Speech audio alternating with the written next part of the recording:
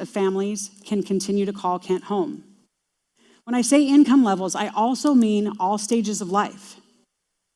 So spacious apartments with modern amenities to support the region's executives, entry-level homes for new families starting out, and senior living options. Since 2018, we've increased our housing stock by about 5.5%. We're on track to add the required 10,000 new units by 2044. So every city gets an allotment of what they need to plan for, and that is where the city of Kent has been assigned, and so we are planning to accommodate those 10,000 units. As we update our zoning and look to incentivize more diverse housing options in Kent, we're also making sure that essential city infrastructure is well supported. We continue to make substantial investments to keep up with the growth that we are seeing and improve quality of life. It's a huge priority. The city has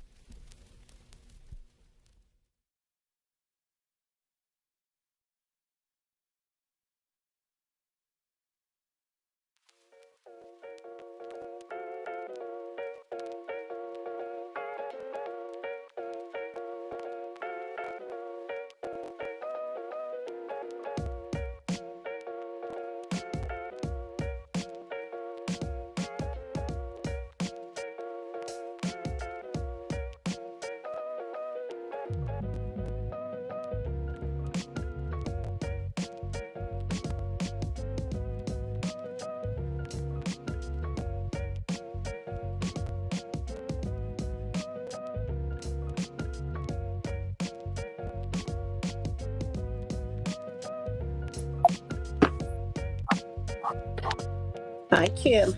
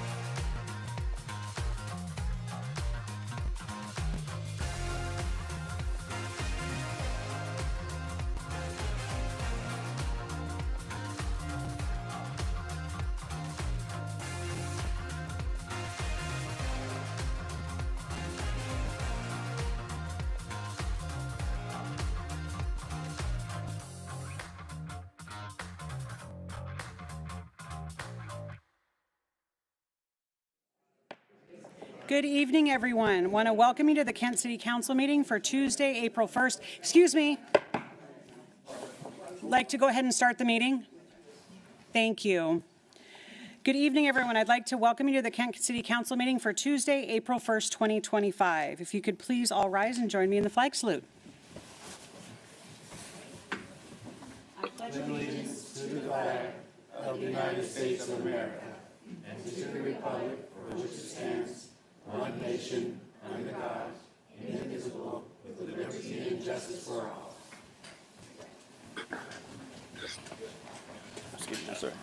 All right, Kim, could you call the roll, please? Thank you, Madam Mayor. Mayor Ralph. Here.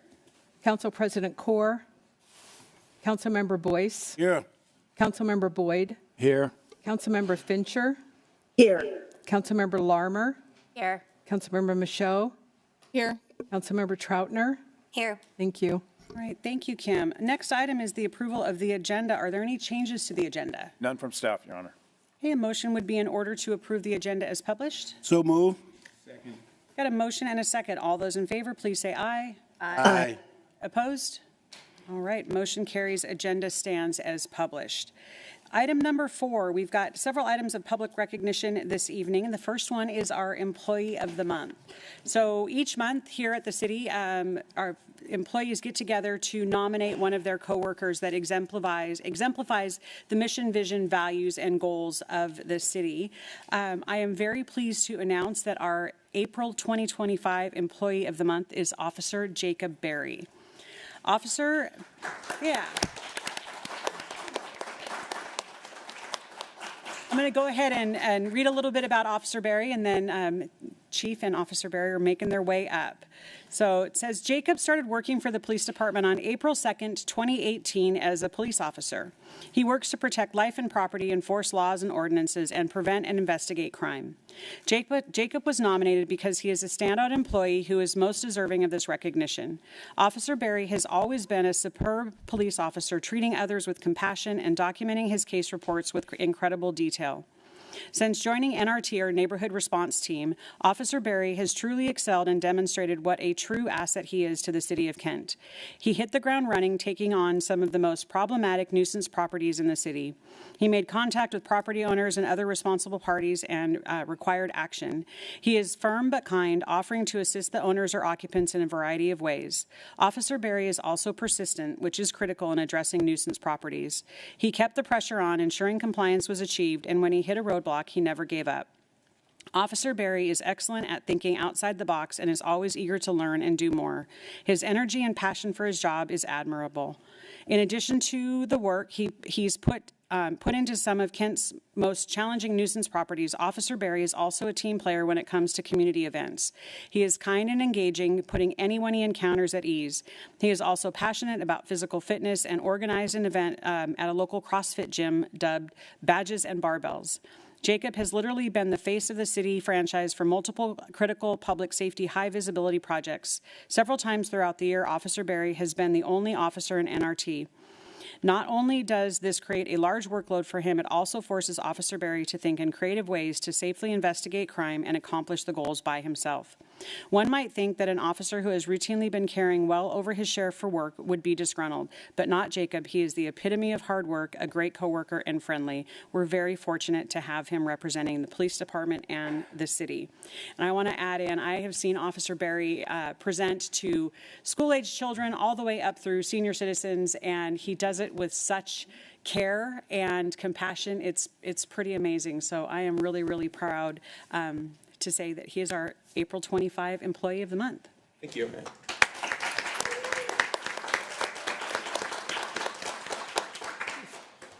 Thank you, Mayor. That was a very good summary of capabilities of Officer Berry and why he is well deserving of this award. What I would add to that is he's just a great human being. When I think about Officer Berry, he gives me inspiration and hope for what the future of our profession and the future of our department holds. Someday I won't be the chief of police, and I know the future is very bright because we have officers like Officer Berry. And you guys know we have a department filled of great officers, and he stands right at the top. A true litmus test for me is like, who would I want showing up for my family on their worst day? And this is the guy. This is the person you want, and it doesn't matter what the issue is. He is kind of like the Swiss Army knife. He can do it all, and he can do it all very well. So I am very proud of the work that he does. I'm very thankful, and I'm just really glad he's part of the KPD family. So congratulations.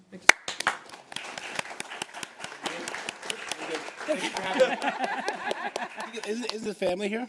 Oh, yes. Did you introduce your family to him? Yeah, I have my beautiful wife, Corey, Appreciate it. Where, Corey? Can't see her. my daughter, Ellie, and my son, Elijah, are here tonight. Nice. Congratulations. Real quick. Hey, congratulations on your 7-year anniversary, right? 7 years. Yes. Awesome. It is. Yeah. Look at you paying attention. I love that. Hey.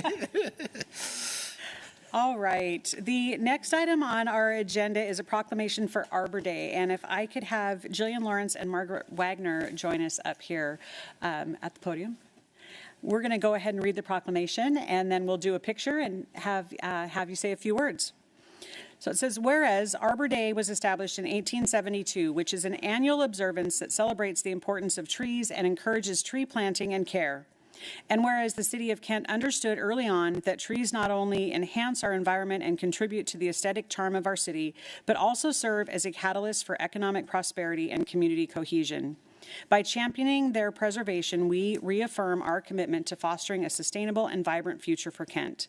And whereas the City of Kent established a tree ordinance in 1971, alongside specialized tree maintenance crews in Parks and Public Works, this proactive measure not only ensures the preservation and regulation of street trees within our thoroughfares, but also natural areas and parks, and underscores our dedication to fostering a greener, more sustainable cityscape.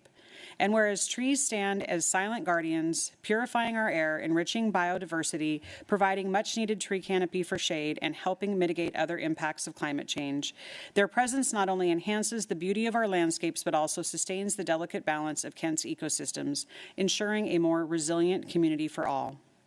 Whereas in recognition of its commitment to trees and the environment, the City of Kent was named Tree City USA by National Arbor Foundation in 2003 and every year thereafter, making this Kent's 23rd anniversary as a tree city. And whereas the City of Kent continues to engage with the community through annual volunteer events that beautify and conserve valuable trees and natural areas and parks. Now, therefore, I, Dana Ralph, Mayor of Kent, do hereby proclaim April 5th as Arbor Day in the City of Kent, Washington, and I encourage all residents to consider planting or caring for a tree on their property, to take the moment to enjoy trees in our local parks, and to appreciate the beautiful green open spaces and forests that we enjoy here in the Northwest. So I'm going to come down and we'll do a quick picture, and then I'll turn it over to you to say a few words. It's good to see you. Right over here in the middle. Oh, we've got a tree though. We should take a picture with the tree.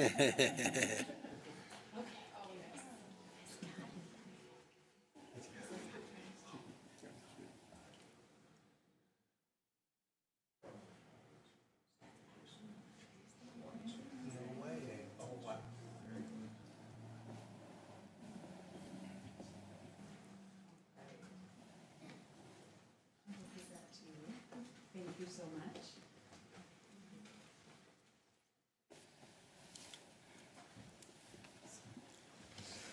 This Saturday, we are going to be down at Three Friends Fishing Hole. We're going to be planting this lovely western hemlock plus 8 other trees, including a very large Douglas fir tree. We'll be tackling some invasive blackberry and spreading some mulch to help the trees that are already there. It's going to be a great time, and we're supposed to have really good weather, last I checked. So come on down, help plant a tree, and help beautify our parks. All right. Thank you so much.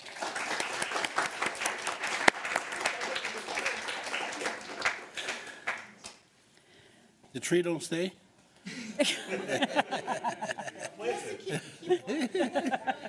All right. All right, our next proclamation is for Vaisakhi and Khalsa Day. I'm going to go ahead and read the proclamation, then I actually have a statement from Council President Kaur, who could not be here with us this evening, and then we'll go ahead and call everybody up, do a picture, and have you say a few words. So the proclamation says, whereas Vaisakhi is one of the most significant celebrations in the Sikh calendar, marking both the Harvest Festival and the establishment of the Khalsa in 1699 by Guru Gobind Singh Ji, a pivotal moment in Sikh history that symbolizes sovereignty, justice, and devotion. Whereas the creation of the Khalsa represents a commitment to truth, equality, and the protection of the vulnerable, embodying values that transcend time and inspire individuals to uphold justice and dignity for all. Whereas Vaisakhi is a day of reflection for Sikhs worldwide, serving as an opportunity to recommit to the principles of Sikhism, including selflessness, courage, and community service, while celebrating the vibrant heritage and contributions of Sikh communities. Whereas this day also highlights the importance of unity and resilience, reminding us of the sacrifices made by Sikh leaders and communities throughout history to protect their faith and identity. Whereas this important occasion in Sikh history celebrates and fosters understanding and respect for diverse cultures.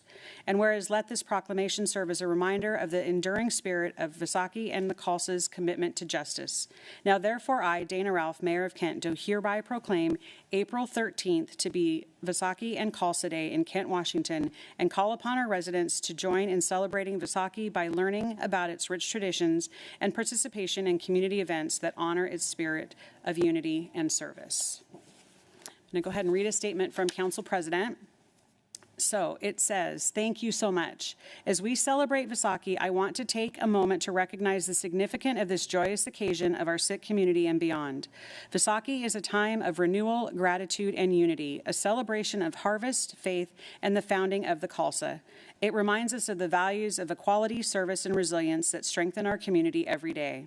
While I am away on leave to welcome a new addition to my family, I want to express my heartfelt appreciation to our Sikh community who continue to contribute to our community.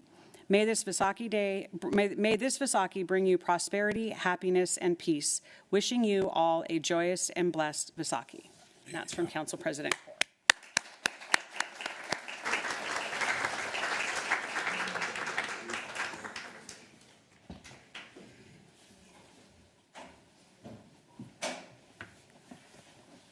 You want to stand for the picture?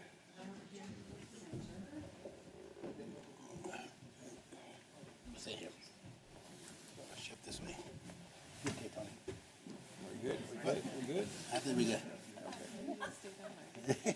Well, I'm sorry. Everybody in there? We can't see Tony. Can you come out here, Tony?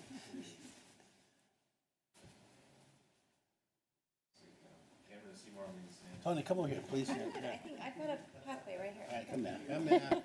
All right, here we go. Okay. Okay.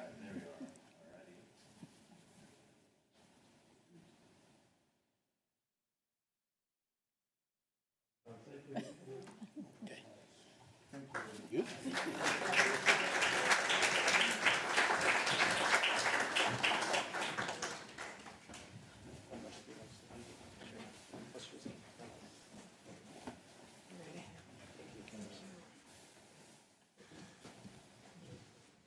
Hello. So I wanted to start off by saying thank you so much to Mayor Dana Ralph and the entire Kent City Council for having us here today. We appreciate the council and the mayor's office for making this proclamation for the Sikh community. Sikhs have been an integral part of the Kent community for over 40 years. And Vaisakhi correlates, as has been said, with the Harvest Festival and also the founding day of the Sikh identity and the Khalsa identity. The community would like to express thanks for being recognized by the city as integral members of the Kent community. Thank you so much. Thank you.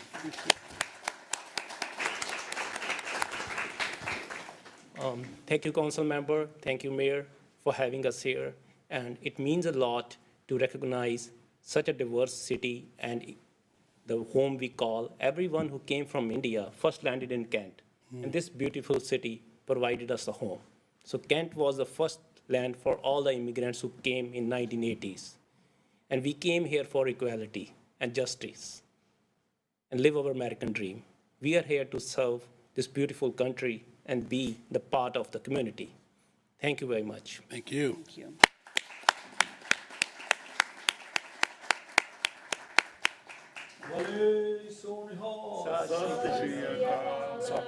Sorry, one more thing. We are having a Vaisakhi celebration on May 17th in Showware Center. So you all are invited, and we will send an email. And all the residents, please come and celebrate and enjoy the food and all the festives. I think one of the largest celebrations anywhere around. Thank you.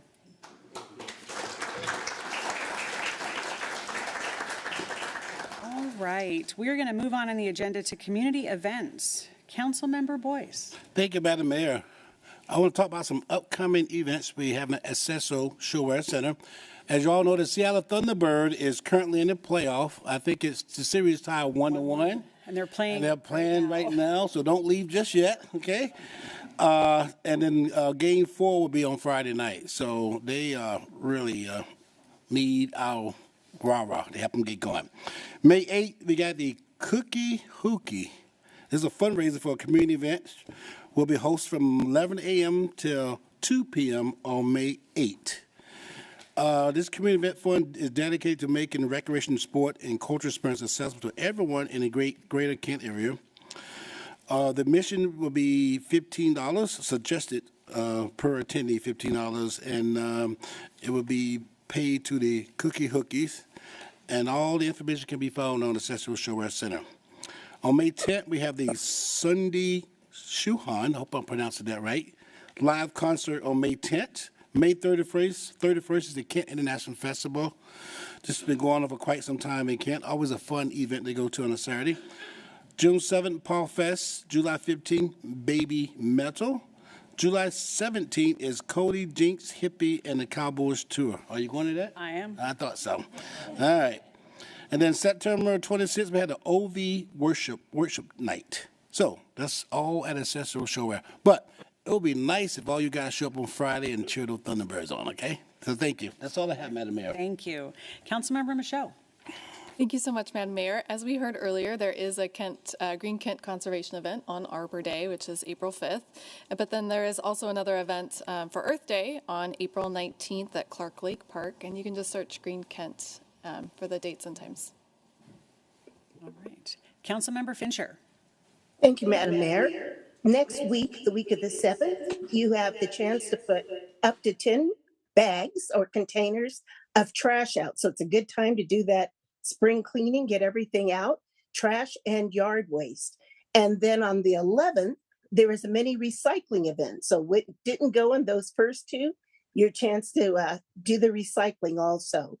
And then a save the date, Wednesday, June 4th, Wednesday, June 4th, starting at 6:30 there at Centennial Center. We will have our summer art exhibit. So it's free, and it's actually 6 o'clock, 6 to 7:30. Great art will be on display. It's free right there in the gallery. Come on down. Thank you. Okay, we are going to move on to item number 5 on our agenda, which is reports. So each one of the council members that sits up here serves not only on the city council and the meetings that are regularly scheduled during the month, but they're also members of regional or statewide committees to make sure that Kent is being represented in those conversations, whether it be larger policy conversations or funding conversations. If you were listening to the Committee of the Whole meeting, you heard several numbers referenced about the amount of grant money that the City of Kent receives. Really grateful for the active participation of the entire council in those meetings. I'm going to start out with my report. I've got a couple of things that have happened in the last 2 weeks that are worth noting. Week ago Thursday, I attended the first King County Transit Safety Roundtable. So this was a meeting of Metro transit operators, King County electeds, public safety representatives, and really a focus on what do we do to improve the safety of public transportation in King County. We had the tragic death of the Metro bus driver here several months ago, and I think it really highlighted the fact that for a variety of reasons, public transportation is not as safe as anybody would like it. I was encouraged by the conversations that were had. There was a consensus in the room that there are things that need to change, and everything from policy to adding additional security and sheriff's deputies to both transit stops and ridership. You may have seen the announcement this week that Metro will be beginning fare enforcement again on routes. So there's a variety of things in the works, and I really do think there were several hundred people at this meeting, and it was a good showing of that all facets of public transportation system are really invested in making sure that it's safe. So wanted to highlight that. Couple of shout outs. Want to say thank you to Miss Galvin's class at Canyon Ridge Middle School. They had me up to speak about civics. They are studying everything about government. The students 6th through 8th grade had amazing questions, and I was really proud of the work that they're doing, and was an honor to get to spend some time with them. I also want to say congratulations to Plaza Luna. It is a new market that has opened up over on Washington and Meeker, and it's a collaboration of multiple small businesses, mostly small businesses, folks that are from Mexico, so selling goods that are from Mexico, Honduras, El Salvador, both goods, clothing, food. It was a great celebration. I want to encourage everybody to stop by and check it out. They are open Thursday, Friday, Saturday, and Sunday. Finally, I want to say a huge thank you to all of you that were able to attend the State of the City address a couple of weeks ago. We had a full house getting to celebrate all of the amazing things that the city, this council, the work that we've all been doing over the past year, and really talk about what's on deck for 2025. So again, I want to say thank you to everybody that was able to attend or watch it on YouTube and Facebook. So it was a fun event, and I'm always really proud to be able to talk about our city. With that, I'm going to turn it over to our Chief Administrative Officer, Pat Fitzpatrick. Thank you, Madam Mayor. I'm going to make it easy on everybody tonight. I'm going to rely on my report, which is in the council packet. All right. Thank you. Thank you. Councilmember Boyce. Thank you, Madam Mayor. Once again, the State of the City did a phenomenal job, and I can tell you there's nobody more passionate and love this city more than you. So we really appreciate you and all the good things you do for this city. With that said, we had our operation meeting. Each one of the council members are going to be doing some report out around the ops meeting that had something on the agenda tonight. For our workshop, we had 2 items on the workshop. One was the ADA transition plan, was the American Disability Act. So any public entities with 50-plus employees have to follow this transition plan. So really, it's all about making things more accessible, where you talk about from a curb appeal, sidewalk, drivewalk, pedestrians. So we do have a plan where they're going to do an inventory on what need to be done, and then also for the next step, they'll be reaching out to you as the public to get comments, response for the comments, and they'll come back to committee as a whole, and then eventually we'll have a resolution probably put in place sometime around June 17th. But all new type of a building of a road or sidewalk that's going in place today is to take that under consideration. So they're looking at the older stuff and they're looking at ways to transition that into make it more accessible for ADA.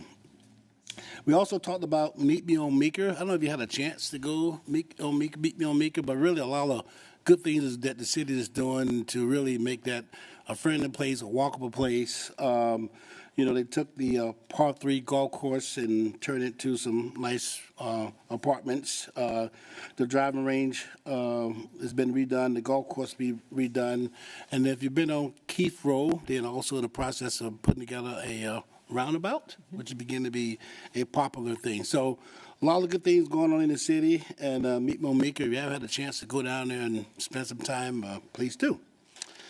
So that's it for the council. As far as I represent the council on the PIC committee, which is part of SCA, which is a public issue committee, we haven't met since our last meeting, so we'll be meeting a week from tomorrow.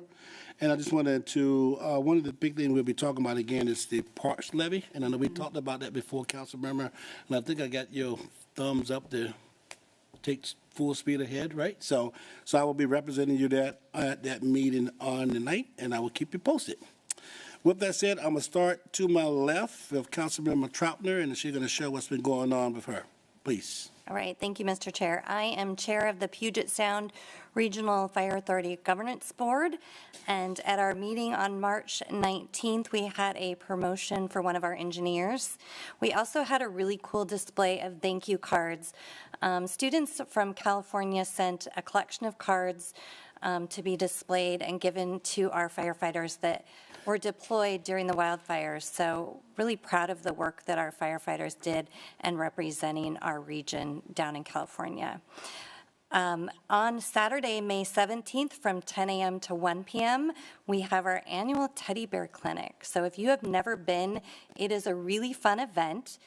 You can bring your favorite teddy bear or stuffed animal, and you can get a checkup on it. So we have firefighters that are there that will bandage them up, that will check their heartbeats and their pulse, and give out a good report. Also, the first 400 kids that come to the event get a free teddy bear. So really super fun.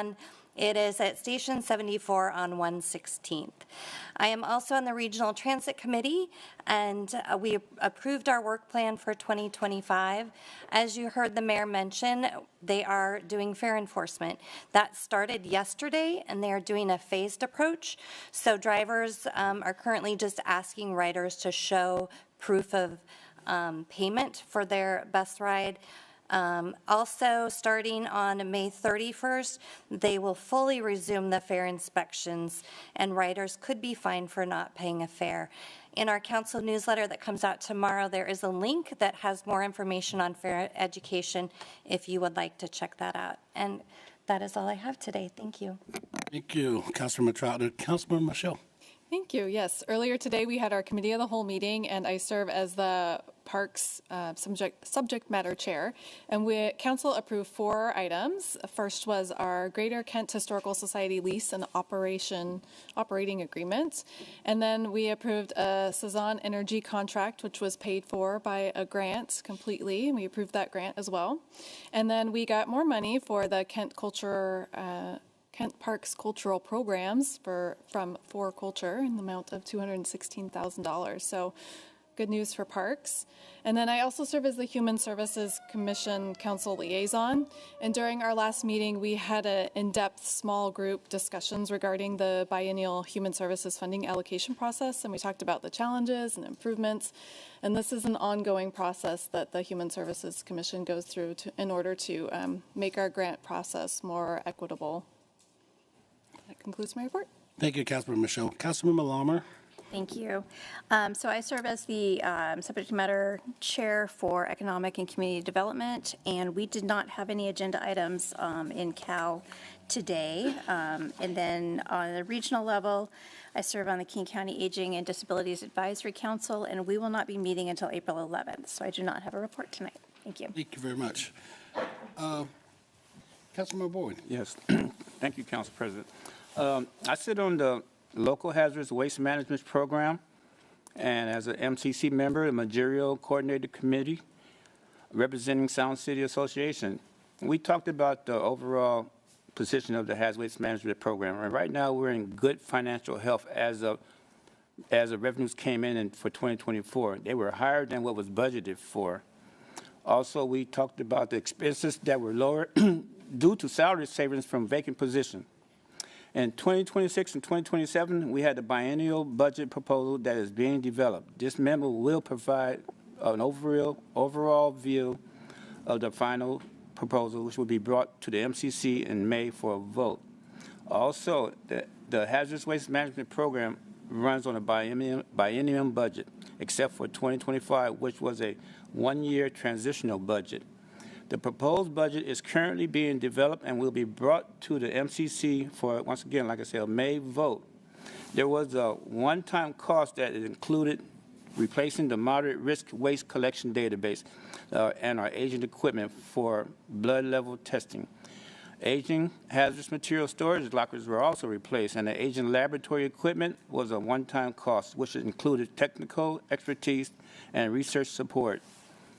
Also, The hazardous waste staff are presenting an extended producer responsibility for household hazardous waste at an upcoming state and national conference conducting consumer and community research on the collection, services, and facilities, developing a facility agreement, and performing the study of economic and impacts of fossil management. The government relations team also convened for the first time a tribal grant work group meeting this year. Okay, looking forward to the MCC, we have an upcoming meeting April the 15th, which will be an in-person meeting for the first time of this year. And all members will be there to talk about our interests so far as our 26-27 budget. And our briefings will be all around and concerning our Q1 finances. And that's the end of my report. Thank you. Thank you, Councilmember Bowe. Appreciate it. Councilmember Fincher. Thank you, Council President. I am serving on the Mental Illness and Drug Dependency Advisory Committee. We had a very good presentation. There was a study presented. The study was by B. Hurd, King County, and UW. They did a study into substance use disorder. And they looked at that and they had some interesting facts. There's more information in my report, but I'm going to say things now like I was surprised to find out that because of the opioids, they take much longer for someone to come clean off of than, say, alcohol or some of the other drugs.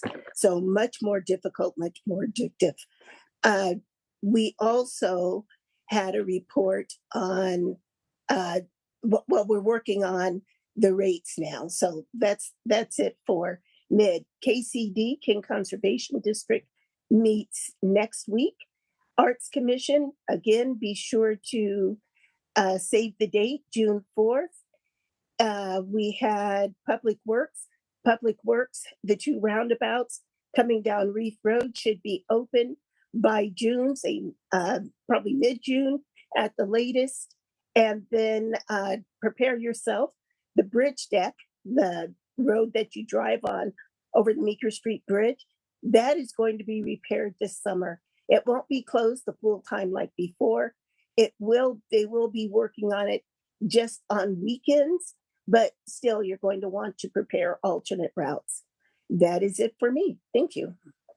Thank you, Councilman Fincher. As you can see, as a council member, we meet the first and third Tuesday every month, but all of us is out there busy, 6 days a week. The mayor, 7 days a week, but 6 days a week, we out there representing you, making sure that we're fighting for you at the table. So I want to say thanks to all you council members for all you do, and you continue to do. Thank you.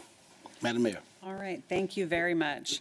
Moving on, item number 6 is a public hearing. We do not have one this evening, so that brings us to item number 7, which is public comment.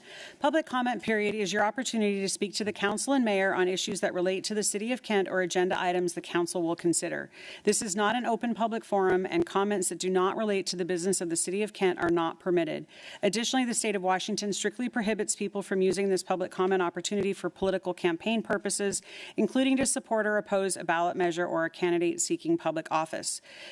Speakers cannot give political campaign speeches and must instead speak concerning the matter of the City Council's agenda or matters concerning the general business of the City of Kent.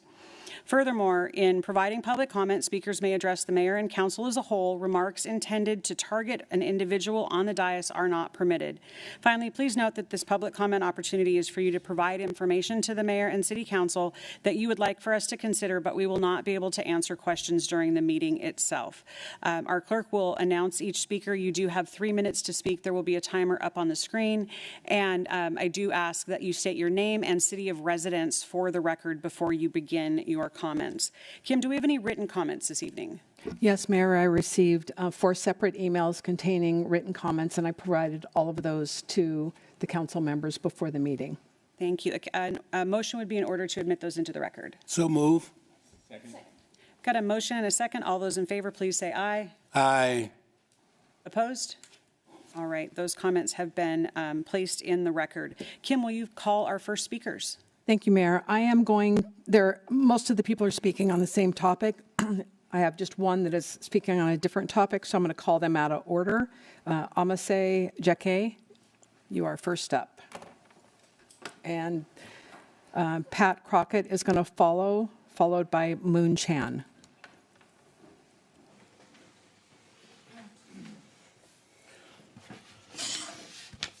Good evening again, Madam Mayor and council members. My name is Amase Cheke, and I live here in the city of Kent, and I also work in the city. I'm here representing Utopia Washington, a queer and trans Pacific Islander-led organization based here in your beautiful city. And I'm also here as a proud community member and advocate for LGBTQI rights and safety. And I'm speaking tonight to really re-urge or really call your support for the resolution that we've been calling that needs your recognition to protect LGBTQI people that live, work, and contribute to the beautiful city of Kent. For many of us, Kent is a place where many of us have built lives, families, and futures. And like all residents, LGBTQI people deserve to live safe, seen, and supported. Not in just words, but in policy and practice. At a time when LGBTQI communities across the country are facing rising threats, cities like Kent have the opportunity over the years and the responsibility to lead with compassion and courage. And I really also want to take a moment to sincerely thank Council Member Lorimer and Fincher for their visible solidarity and your support. It really means a great deal to communities, and it also sets a powerful example of the leadership rooted in equity really looks like. And we've also heard that some of the hesitation amongst council members may not come from the opposition to the trans community, but rather from concerns that a strong public stance can throw negative attention from the current federal administration and potentially impact federal funding for transportation and infrastructure. While we understand the complexities we are navigating, we want to emphasize that this moment calls for courageous leadership.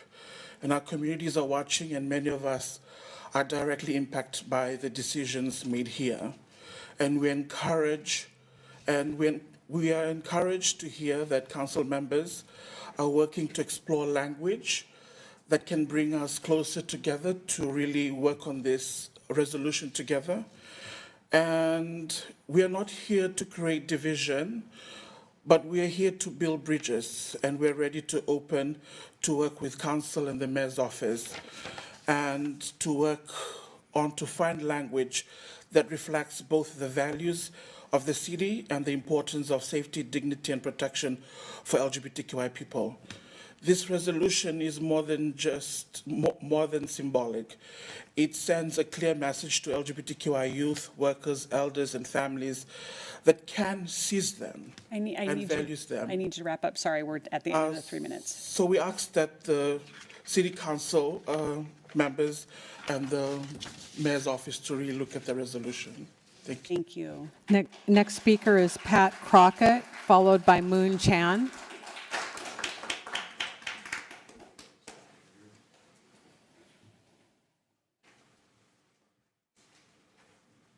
Good evening.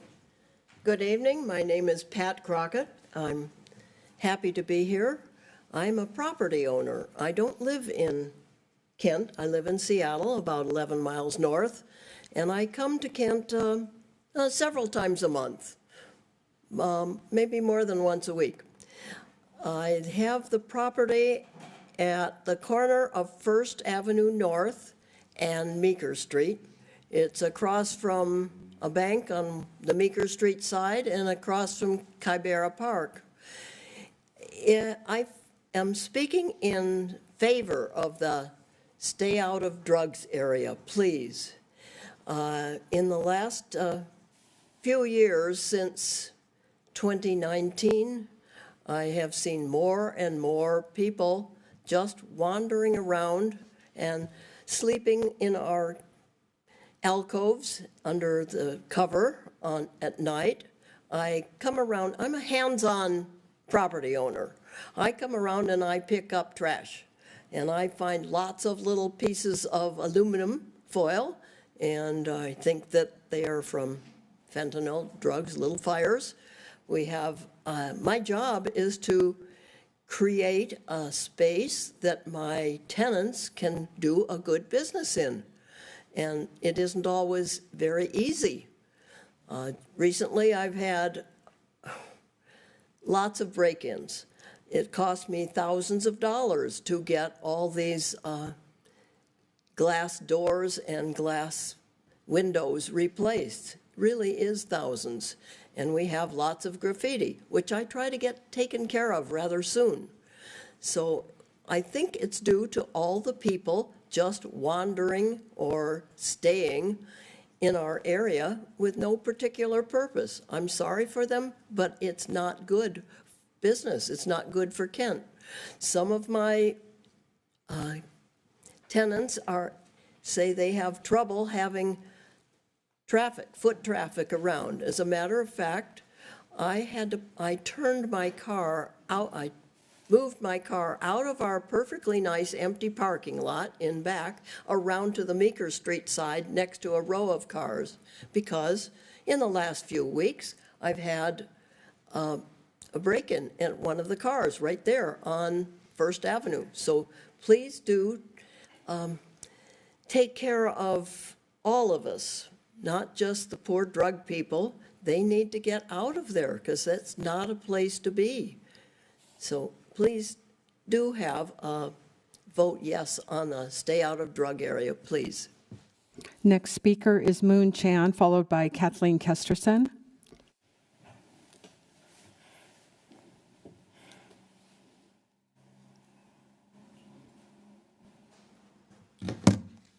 Hello, my name is Moon Chan. I currently live in Newcastle, but I live in Kent off and on. I'm one of the property owners on First Avenue. It used to be Sparrow's Greek Island Grill, then Game Castle, now is Page Turner Books. I'm up here speaking in favor of the Soto initiative, mainly to help out my business tenants that are really struggling to keep their business afloat.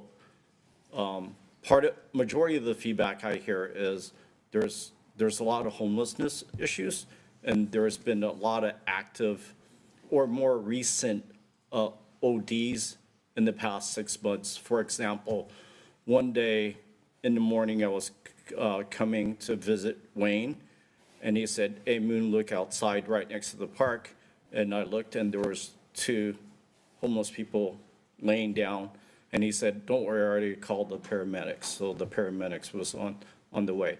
That was one day. A week later, there was same area, there was another OD. A month later, I was walking on First Avenue. I just noticed there was just a few people that were just smoking, lighting something up on aluminum foil in plain public. Then there was another occurrence where we were gonna go to Wild Wheat as a family with my wife and 2 kids, and we walked through that strip, that park. And as we're walking, there was more people just doing drugs. And that's the last time that I took my family to downtown Kent for a meal. That's one side of the story. The other experience I want to share is there was a few investors and myself that was interested in buying a building on Meeker Street that's up for sale. We did our due diligence. The numbers look good. We did our due diligence, and part of that was we want to measure the street traffic, and throughout the different times of the month, morning, afternoon, and nighttime, we drove it. And the thing that really killed the deal for some of the investors, they did not feel comfortable with all the homeless issues and the drug activity just happening in plain sight. So that's why I'm up here to share with you my experience and my vote for passing this stay out of drug area. So. Next speaker is Kathleen Kesterson, followed by Tammy Jackson-Cloy.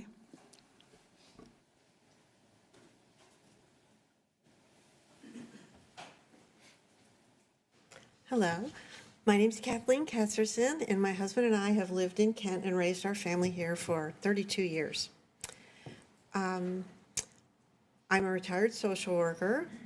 I have a lot of empathy for the homeless, mentally ill, people recovering from substance abuse addictions. 1 year ago today, our daughter, Raman, bought Maggie's on Meeker. We're in a real quandary because we like to donate to charities that help homeless. We want to see them well taken care of. It's very difficult to keep our business going because of the amount of homeless who come in and disrupt the business. Part of our staff's training now is how to de-escalate people on drugs, how to de-escalate people who come in and raise their fist. We have a family diner. It's open 7 days a week, breakfast and lunch. Mostly our client population are in their 70s and 80s. We do have young families as well coming in. The challenge that we have is with the mentally ill, the homeless, the drug addicted, they often come in with no money and refuse to leave. That would not be so much of a problem. We know they need to warm up. The problem is they're starting to respond to internal stimuli and they start cussing and going over to tables and trying to get food off people's plates. And I've seen one morning when I was there, a gentleman who comes every week and says he has a meeting with a police officer in 15 minutes, which never happens. He raised his fist to my daughter. And, you know, how do you deal with that while you're trying to serve food, while you're trying to keep people from living in fear? People with young families, when children start crying because somebody in the room is cussing and screaming and talking about Lucifer, they don't come back. It's very hard to draw new people into old downtown. A number of our friends from other walks of life say, oh, we don't go past the library. We can't come that way. We'd love to support you, but that is too rough down there. And we have drug paraphernalia on the front, on the back. Most mornings when we come in, our building owner has fenced off the area to keep people from sleeping under the eaves. We have stuff stolen all the time when homeless come in and refuse to leave. And we understand the police have to respond to higher priority calls. So they come when they can, but it's not, you know, as often as the number of people who are homeless who come in and won't leave. Also, I'm part of a veterans group where we raise money to buy sweats for our veterans in indigent veteran state homes. And so we have aprons for sale in the front of the restaurant, and homeless often come in and pull aprons off the rack and just leave. And it's, you know, the businesses are the taxpayers who support helping these people. But if our businesses go under because of the amount of homeless issues, there won't be a tax base to help them. So I'm in favor of the SODA ordinance. Thank you. Thank you. Next speaker is Tammy Jackson Cloy, followed by Monica Mendoza Cathon. Hi, my name is Tammy Jackson Cloy. I am a homeowner here in Kent. I've been here on East Hill for 30 years. So I've saw the changing landscape in Kent for 30 years. And I saw the SODA stay out of drug addicted areas. So if you stay out of the drug addicted areas, where do they go?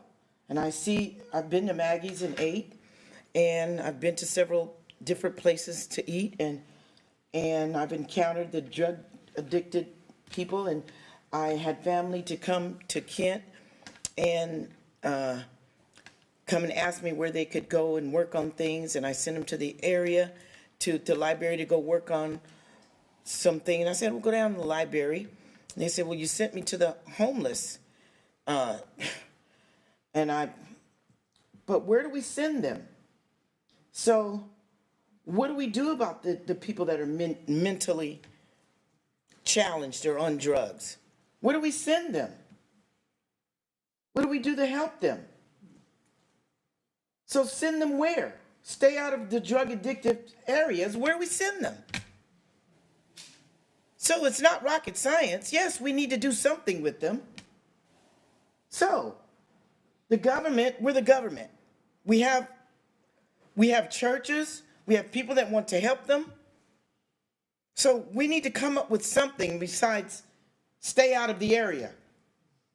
Stay out of drug addictive areas. What do we do with them? So that means there need to be a collaboration. So we need to sit down together and do something. So that means the churches maybe need to get together. I've always believed that the churches need to step up instead of it always being on the government to take care of these people that are homeless or hungry or it shouldn't always be on the government. The Bible says that we take care of the people that are poor and indigent. I believe that that is the church's job, and then maybe the government helped out the churches. So why doesn't the government help out the churches? And instead of just, so vote no on soda, and let's sit down and come up with a plan.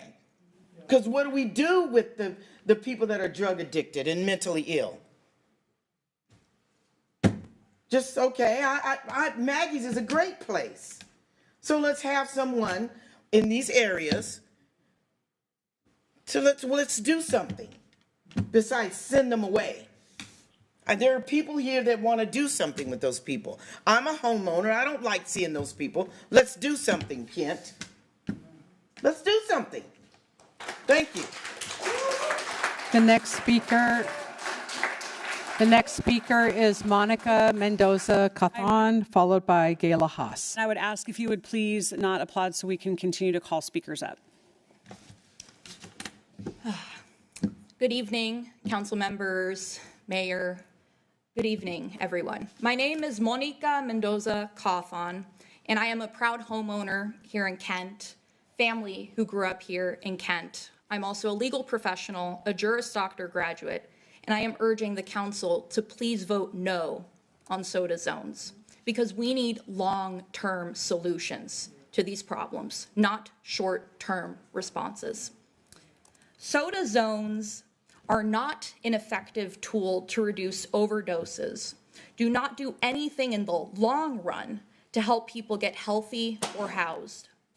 If we create a soda zone, this will likely result in more homelessness, more addiction, more arrests, and not a break from the rotating system that people find themselves in. It will not reduce recidivism.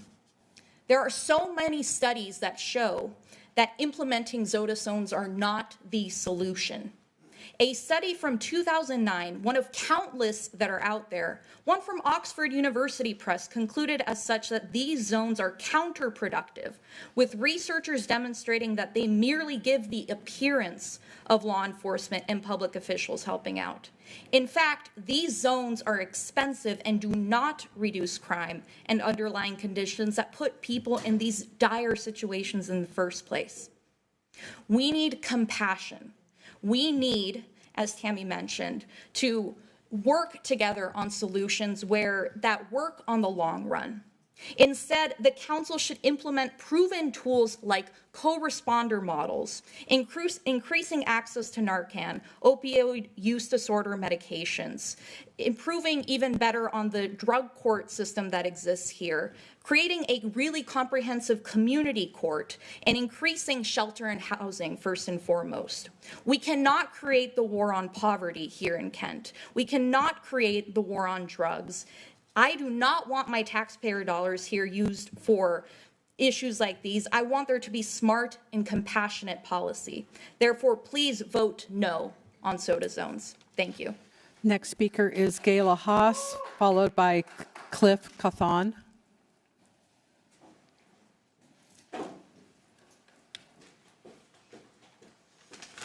Good evening. I am Gayla Haas. I'm the Executive Director for the Kent Downtown Partnership. I'm here most days of the week. I reside in the city of North Bend. I am here on behalf of the Kent Downtown Partnership Board of Directors to express our support for the Stay Out of Drug Ordinance as a necessary step to address the ongoing public safety and drug-related issues in Kent. As someone who's actively engaged with our local businesses on a daily basis, our community, our business, our property owners are at their wits' end with the ongoing activities that are surrounding their businesses and properties. I've been here for 6 years. The situation is not getting any better. In fact, it is much worse, and it continues to worsen. So while I understand the complexities and the initiatives that some have opposed to this, I am strongly believing that something needs to change. Status quo is not working. The businesses and people within the downtown community, what I hear on a regular basis is their customers, their employees, the business owners are feeling unsafe. They have repeated incidents of theft and vandalism, and the near constant presence of individuals engaging in illegal drug use right outside their doors. I've seen it myself in the alleyway next to my business. I literally look out my window and see people unrolling their foil and using their drugs. I have seen overdoses increasing in the last months. I hadn't ever actually seen that, witnessed that, until this past few months. So it is getting worse. I constantly see the alleyway outside my office, people slumped over in public spaces, and increasingly seeing emergency services attending to those overdoses. This is a devastating impact to our community. These drug-related issues, it's clear that stronger action is needed to restore the safety and vibrancy of our city and discourage the activities around these drug use do discourage people from coming into Kent. So I also think that there needs to be a broader strategy, including stronger partnerships with social services and treatment programs, support of the local businesses affected by these issues, the crime and public safety, increased law presence and enforcement. And on behalf of the Kent Downtown Partnership, I thank you for your time and your consideration in this, and would like to see support of this program. Next speaker is Cliff Cawthon, followed by Randall Smith.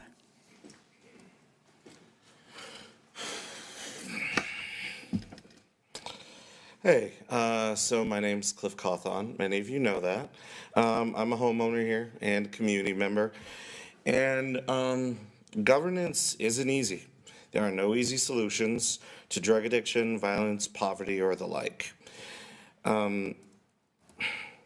Sorry, I know I have a finite amount of time up here, but I find it surreal that we are actually having a conversation where some community members or people who just have an investment in the community are actively arguing to ban the most vulnerable people out on our streets right now from areas where we have libraries, where we have transit. We can literally connect people with those same services in order to get them to make their lives better. It's surreal to me. Stay out of drug areas are just ineffective and cruel. That has been proven time and time again. They don't reduce overdoses, they don't prevent them, they don't address crime, violence, or other social ills. All they do is they erase something that people don't like to see: poverty and people in crisis. And an out of sight and out of mind approach may be okay with some people. But for me as a homeowner, as a taxpayer, and as someone who has worked on issues around housing, has worked on issues around drug addiction, has worked on every single issue in the book, that I know there are multiple methods to reduce deaths, to reduce overdoses, to help people actually live and thrive. My wife already named some of them. Some of the other ones are navigation centers, having outreach workers, actually really building on a program that I believe Councilmember Fincher piloted, which would allow there to be people who actually do outreach, working with police and going out there so there's not a carceral face or a not carceral presence to actually approach some of these folks who are fearful of police and fearful of abrasive institutions like that. Housing first policies, or a rapid rehousing and acquisition pilot program, or just funding nonprofits, many of them who have representatives in the House tonight that already do that work and are facing savage cuts from federal funding sources as well as cuts on the state level. There are plenty of solutions, but this ain't it. This ain't it, and these zones will literally exclude people from where they can get help. It's cruel, it's ineffective, and more importantly, you can't talk about community. You can't talk about a welcoming city if you approve this and you support this. Furthermore, as a taxpayer, tangentially related, but I just want to say, honestly, Mayor, I was really ashamed of your remarks the other day on the proposed progressive state revenue packages. Those funds, as well as investment, instead of exclusionary policies and just simply allowing big business to run amok and to do what they want, that's what's going to improve our communities. Thank you. The next speaker is Randall Smith, followed by... Hold your applause so that we can get through the speakers. Everyone deserves a right to speak. So Randall Smith is next, followed by Lakeisha Smith. Good evening, Madam Mayor, City Council members. We've raised our family here in Kent, and we live in Kent. We've been here almost 40 years. I can't say that this proposal is the best, but we have to do something to keep people safe downtown. Our businesses are hurting down here. We have a business down here, and we built our building almost 20 years ago. And I have never seen so many homeless people here, and the drugs, and we clean up down here. I think there can be a meeting of all of this together. It doesn't have to be one or the other, but tonight I guess we have to say something. I would like to see some zones, some areas. I'm tired of seeing the people laying on the street. I've got so many videos. I do want to thank our police department for responding so fast when we have made calls lately. They have been there. There's just, I don't have the answer other than we need to keep and work together as a city. We always have, and we've got so much better under our current leadership. I want to see us sit down at a table, have those conversations, and figure out what to do. Right now, if we don't pass this, we're still, we have that issue. I want my children to be able to go to the park. I want to walk to Maggie's. I want to be able to do things downtown. That's why we're here. That's why we have our business here. We could move anywhere. And I know it's not going to make everyone happy if I say I'm voting for it or go the other way, but right now, I need safety for my family. I don't want to see people take it another way to solve the homeless problem, and it could happen in a dangerous way. So what I'm asking is that this passes and we work together. We put it maybe on a trial basis and see how that works. But the judges also need another tool. They need to be able to do something. I'm not advocating getting rid of everyone downtown, but I'm advocating safety. That's what I want to see. And if it takes all of us coming together and having those hard conversations, that's what we do. And right now, we've got to clean up First Avenue. We've got to clean up Meeker Street. We've got to keep the alleys clean. I'm here in the morning sometimes at 5 o'clock. I'm here tonight. I'm here sometimes at midnight. And I see what goes on. And if we cannot make something to give the police officers more tools, I don't know the answer. I don't. But right now, we're in trouble. And it takes everyone here. And we have to not go against our leadership, but work with them, work with the officers. And we'll find that solution. So for right now, I'm saying yes to Soto. Next speaker is Lakeisha Smith, followed by Amanda Kerstetter.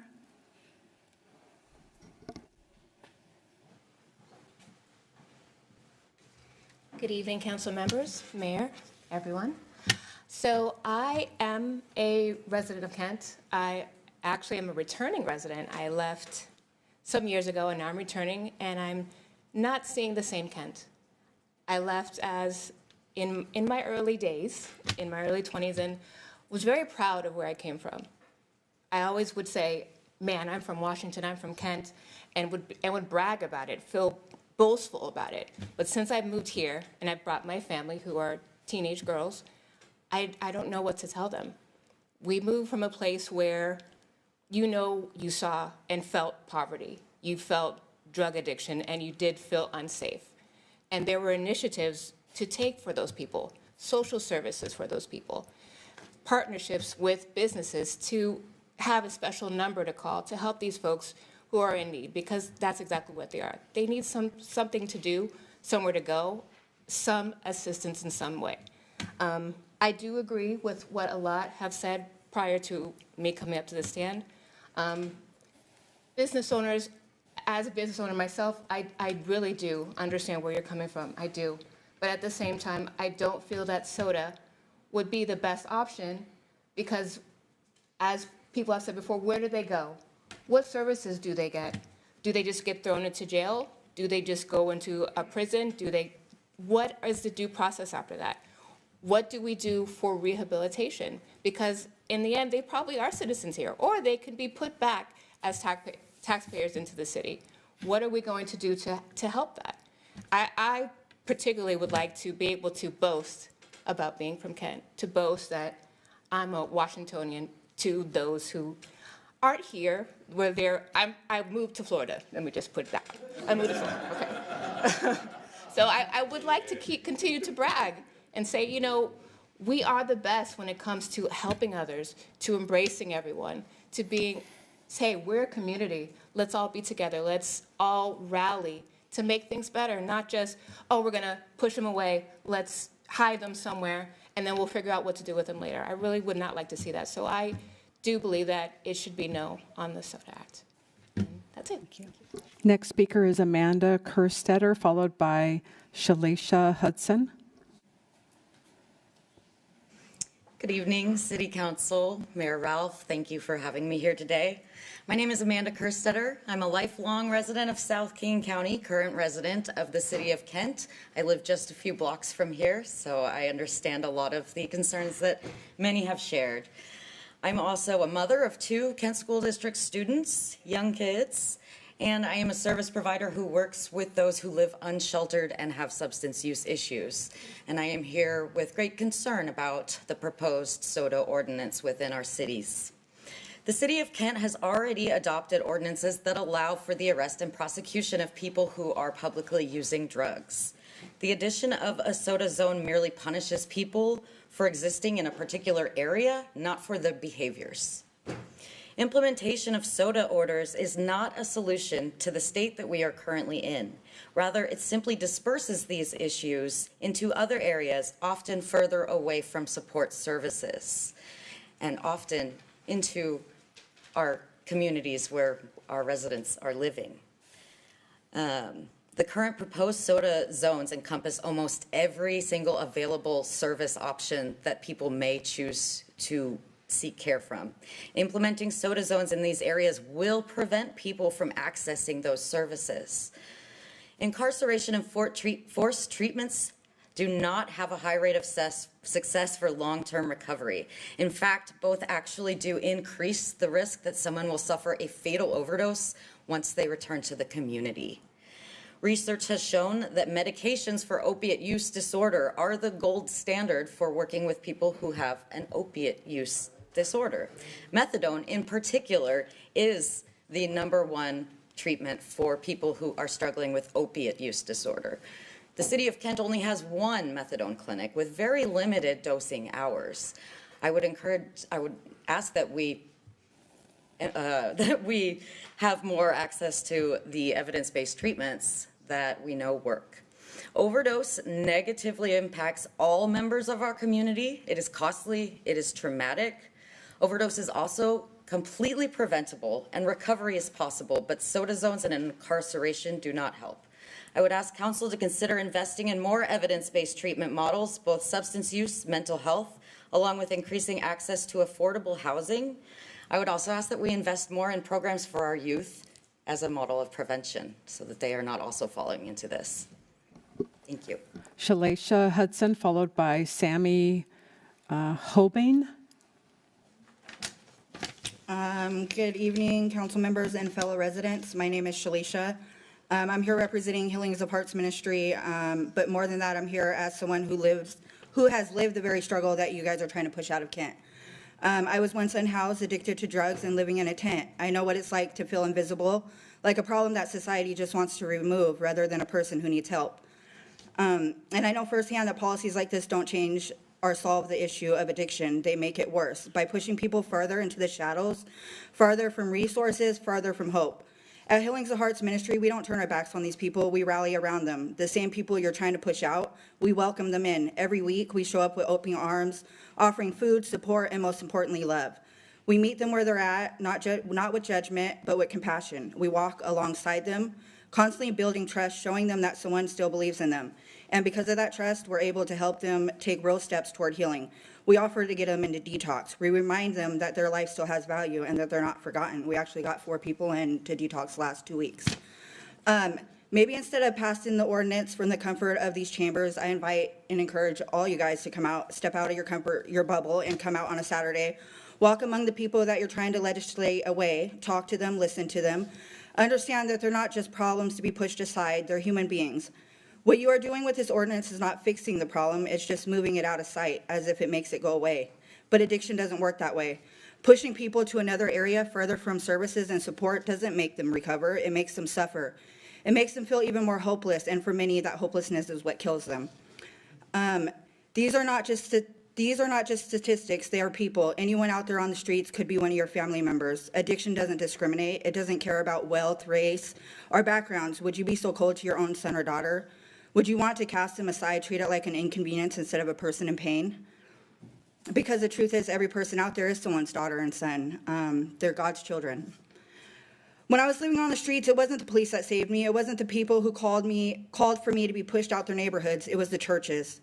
It was the people who looked into my eyes and saw a person worth saving. They made me feel like I mattered, and because of that love, I found the strength to get sober.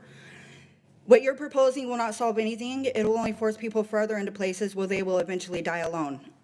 And I know that because I have seen it. It'll cut them off from the help that they desperately need. If you truly care about solving the problem of addiction, invest in real solutions. Treatment, housing, outreach programs that actually work. I urge you to vote no on this initiative. Let's choose compassion over punishment. Let's work together to bring real change and not push the problem somewhere else. I'm very involved with Pure Kent, and Pure Kent is one of the main hubs for the homeless community out here, and they have wraparound services. And that area is an area I believe you guys are trying to zone as the SODO zone. So I say you guys vote no. The next speaker is Sammy Hobain, followed by Alyssa Moore.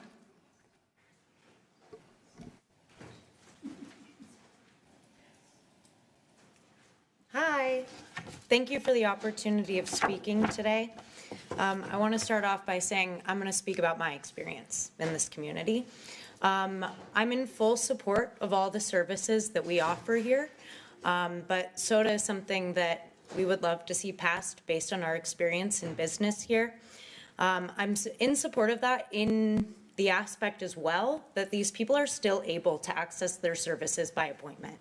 And I'm in full support of that. I would love to see these people get the help that they truly deserve.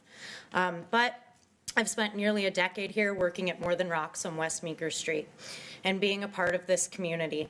As that time has passed, I've watched a vast amount of change transpire for the worse. The safety of our business, our families, our children, and our community continue to be jeopardized. Our time here is short, so let me paint a quick picture for you, highlighting the urgency and necessity of this. And I recognize that this is not a long-term solution. This is not black and white. This is not that easy, but right now we need services and help now. When you run a small business, you become a jack of all trades. But I am not trained as a security guard or dealing with the drug crisis. I am not trained in cleaning up hazardous material, but when it's a hazard to our community and a hazard to our livelihood, I glove up and I do what I have to do, but I shouldn't have to. I shouldn't have to call someone so they know I'm safe while I'm waking up the person passed out in front of our door, blocking my entrance with paraphernalia scattered about. I shouldn't have to be in fear. I shouldn't have to clean up the burnt foil, pipes, needles, and biohazard they leave behind after I finally get them to leave. Through much love, let me tell you, we are not harsh. I shouldn't have to apologize to our customers when they hear me stand my ground, while I'm escorting the same inebriated person out that I kicked out today, yesterday, and the day before. We've been broken into, stolen from, screamed at, harassed. I've been spat at and on and physically assaulted. This is not a sometimes issue. This is every single day. We are on guard at all times because we never know what's walking through our door. While we do have compassion for all those struggling and want them to get the help that they truly need, this erodes any sense of safety that we have. It impacts our business and our ability to support our families. People don't want to come here. They do not feel safe. And without their support, we won't have a business to come to anymore or a community to continue to thrive. We want to see that happen. We want to see the community thrive. This is not about criminalizing addiction. It's about reclaiming our neighborhood and restoring order. Thank you so much. I appreciate your time. The next speaker is Alyssa Moore, followed by Sarah Andrews.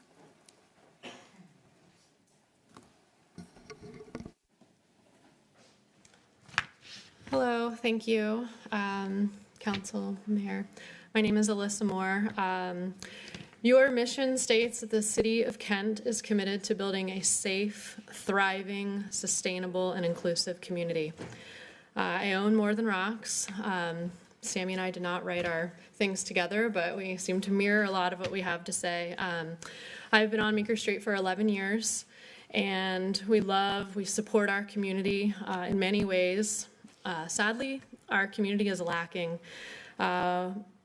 It's unable to love us back. Our community is not thriving, and it is not safe. In the past 4 years, we have had countless addicts shooting up in front of and behind our shop. It's difficult to get into, open up, get out of. I can paint you a picture of what some of our daily occurrences are that we have to deal with. I arrived at the shop. I have someone out front who's unresponsive, typically covered in feces or vomit, or both. Our first concern is if they're alive. We have so much compassion. We have watched so many people be able to evolve and get through the struggles that they have. It's really hard to be up here because I am understand on both sides. I have so much empathy. But when I'm finding this, and we do allow them to, get up, we wake them up, they're out of there, we're left behind with paraphernalia, foil, needles, soiled clothes, underwear. It's unsanitary. We don't have the proper ways to clean up this hazardous material. I employ teenagers who they too shouldn't have to be able to be responsible for this. Countless occasions we have had all sorts of addicts come into the shop. We definitely are very empathetic and we offer our help. We want to be there. We want our community to be there. But when they can't stand upright, they're not coherent, we have patrons in the store who are afraid, we have to be able to put the safety first and take care of people who feel that they're in danger. So many of these situations have ended in assault on my own children in the store, my employees, and Good Samaritans. People tell me that they drive by, and if there's a parking space available, it's meant to be.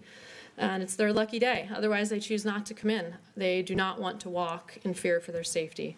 They would like to walk around and explore our community and be part of what other businesses there are to be able to support, but they're unsafe. They don't feel comfortable walking. This is not the intent of an inclusive downtown. Our businesses are hurting. Our community is hurting. I sympathize with our community.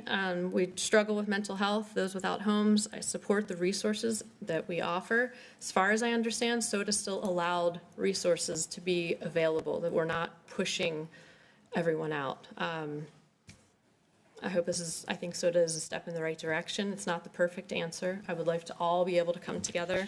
Thank you. Thank you. Next speaker is Sarah Andrews, followed by Comopreet Kaur.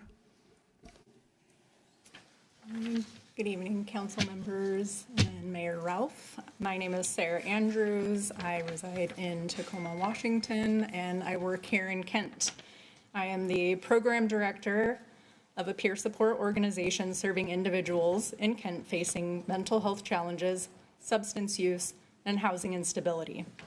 I'm asking you tonight to please hold off on the proposed SOTA ordinance because this isn't a solution. It's another way to harm people who are already suffering. Let's call this what it is, the Make Suffering Invisible ordinance, because it doesn't impact someone using drugs behind closed doors.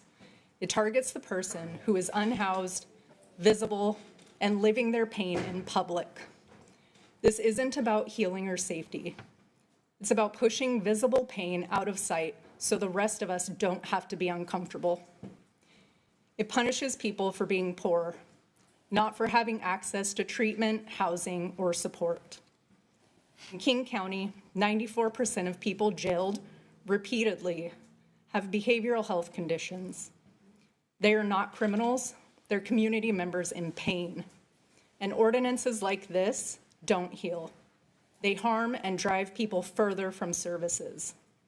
In Auburn, similar zones have already led people to avoid areas where help exists out of fear of being arrested just for trying to survive. And it's expensive. Costs over $60,000 a year to jail someone experiencing homelessness.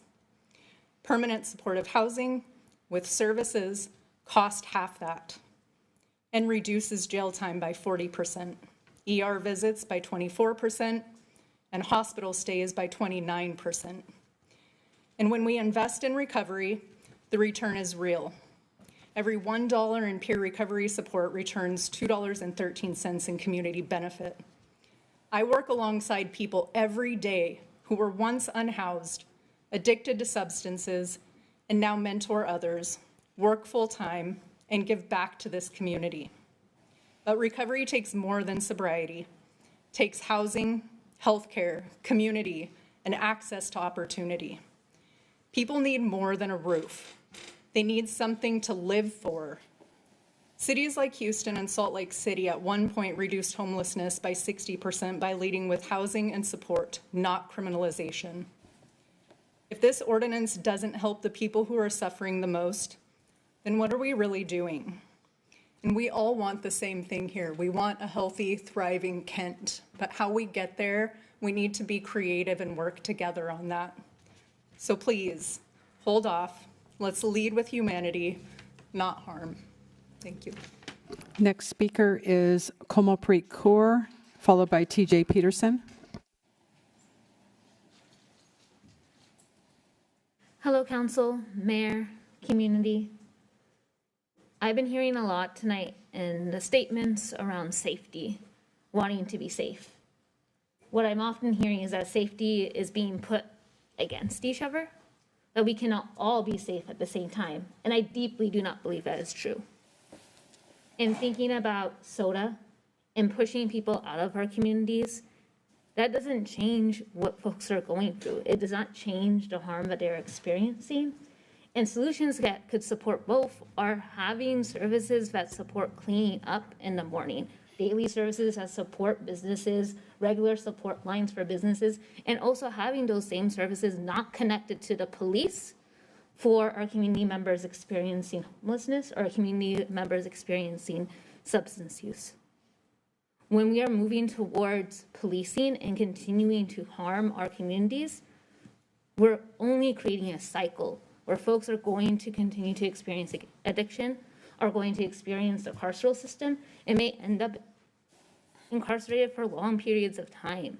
And what we're seeing in our current moment is the increasing of criminalizing our communities on a federal level, at a state level, and now the city wants to continue that on a local level.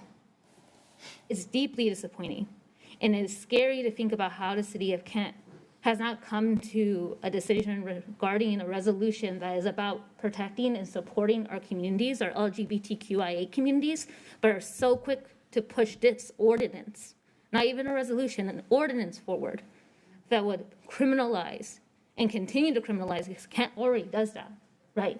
With the public use orders, with other forms of stay out areas, such as with prostitution, right? Criminalizing sex work, and with racing. What is Kent wanting for our communities? I have been here all my life. My family has been here all of our life. I'm a member of the Sikh community, and I'm really sad that at the same time as our resolution, celebrating justice, sovereignty, protecting the vulnerable, that this is going to be on the record at the same time.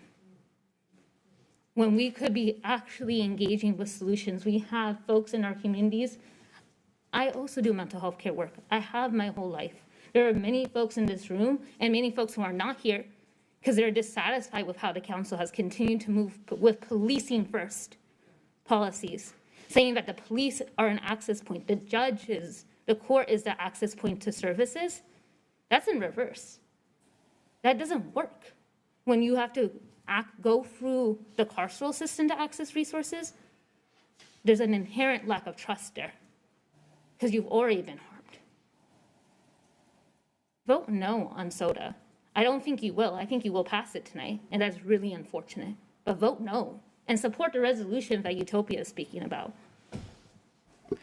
Last speaker is TJ Peterson.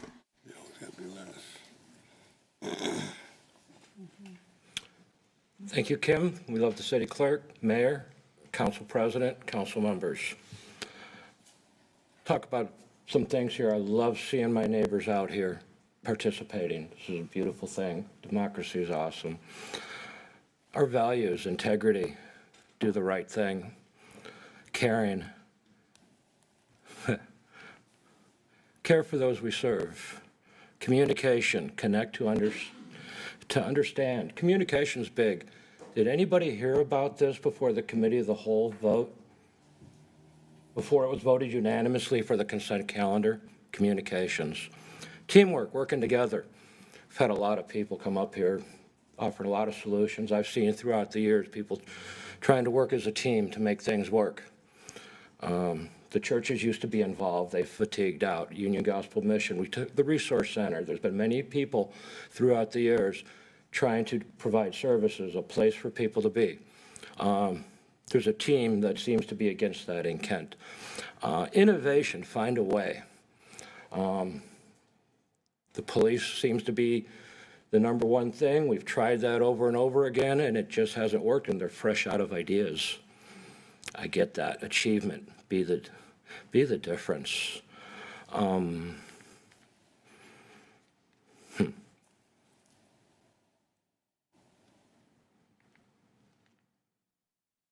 Back this up again here. I'm trying to get this right. Our goals are a thriving city. I've heard my business owners, neighbors who really come to Kent. A lot of them don't live here, but you know, it's important that they survive too and thrive. An evolving infrastructure. Auburn has a permanent supportive housing. Auburn has a day center. Auburn has embedded outreach. An inclusive community. You know, some people might be more inclusive than others we've seen throughout the years. Sustainable services, innovative government. I'm looking for the innovation. Our mission, the City of Kent, is committed to building a safe, thriving, sustainable, and inclusive community. I'm looking, I don't see any asterisks, I don't see any exceptions, I don't see any in-group, out-group. Who's the in-group that we're talking about? It's almost like there's a good guys, bad guys thing going on here, that some people need to feel powerful if they have somebody they can point to as the bad guys. And then they'll say, we're the ones that can solve this. I've heard this before. Bless you all. As somebody with some lived experience on this, been here 40 years, I lived 20 years on the streets. 12 years I did not sleep indoors once. I know how this stuff kind of should work, and I know who the good guys and the bad guys are. Thank you for your time. Thank you. Mayor, that was the last public speaker. All right, thank you, Kim. All right, that ends our public comment this evening. Thank you, everyone, for coming out. Our next item on the agenda is consent calendar. We have consent items A through K. Is there a motion? Yes, Madam Mayor, I'd like to make a motion to approve the consent calendar, item A through K. Got a motion and a second. All those in favor, please say aye. Aye. Opposed? Motion carries 7-0. Next item is other business. We have none this evening. Item number 10 is bids. We've got one bid this evening, and that's a 2025 Asphalt Grinding Award. And joining us this evening is Chad Barron, our Public Works Director. Oh, hang on one second. Councilmember Fincher. Thank you, Madam Mayor. I just wanted to take this opportunity, I know it's not usual, but to address some of the comments, because some of the information out there is not correct as to, and I know some people, I did hear the correct information from some, but the SODA Act does not bar people from the services area. One, doesn't kick in until they've already gone through the judicial system, and the judge can allow them to still come to dinner at Holy Spirit, at Kent Lutheran, go to services at Pierre Kent or at Catholic Community Services. So that's not going to stop them. People are not going to be locked up for getting on or off the bus, which I read in one of my emails. As someone who works at one of the downtown businesses, I can personally speak to the tens of thousands of dollars that it can cost a business or more in damage, in cleanup, and just in what goes on there. And again, a lot of the people aren't trained for it. We do have a co-responder model. Is the SODA Act the answer to everything? It's not a this or that. It's one more tool. We do need housing because you're right, it does not address the core causes. But it's another tool, and the tool I want is to get them in front of our judges in the community court. I've gone down and observed the court, and I've seen people who have actually been helped.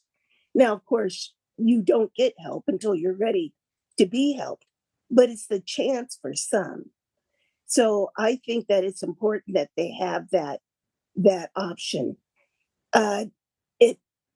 It definitely does not address all of the issues. It's not going to address trauma. It's not going to address job loss. It's not going to address housing, but that's why we have other programs. Do I support adding additional funding to other programs?